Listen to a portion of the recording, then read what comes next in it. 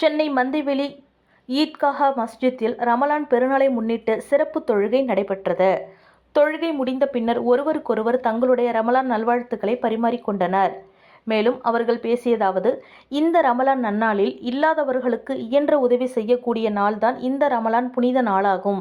இந்த நாளில் சாதி, மதம், மொழி, இனம் பேதமின்றி அனைவரும் சகோதரத்துவத்துடன் நாம் வாழ வேண்டும். இல்லாதவர்களுக்கு இயன்ற உதவியை நாம் செய்ய வேண்டும்.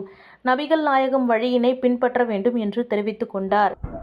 சென்னை மந்தவெளி ஈத்கா மஸ்ஜிதின் சார்பாக உலக மக்கள் அனைவருக்கும் இந்த ஈகை திருநாள் நல்வாழ்த்துக்களை நாங்கள் சொல்லிக்கொள்கிறோம். இது ரம்ஜான் பண்டிகைன்னு நம்ம சொன்னாலும் சரியான வார்த்தை வந்துட்டு ஈகை திருநாள். ஈகைங்கிறது ஒரு சேரிட்டி, ஒரு முக்கியமான ஒரு விழான்னு, அதாவது தர்மத்துக்குன்னு ஒரு விழா எடுக்கக்கூடிய ஒரு ஒரு கோட்பாடில் தான் இருக்கிறது இஸ்லாம். ஸோ இது வந்து ஒரு சேரிட்டி ஆஃப் ஃபெஸ்டிவல்னு சொல்கிறது.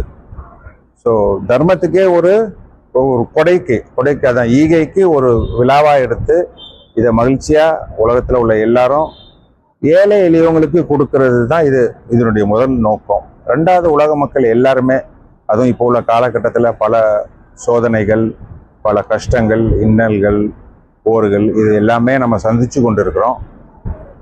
இஸ்லாம் வந்து இது எல்லாத்தையுமே வந்து உலகத்தில் உள்ள எல்லாத்துக்குமே அமைதியை உண்டாக்கணும் அப்படின்னு சொல்லிட்டு தான் நம்ம வந்து இன்னைக்கு இந்த திருநாளை கொண்டாடி கொண்டு இருக்கிறோம்.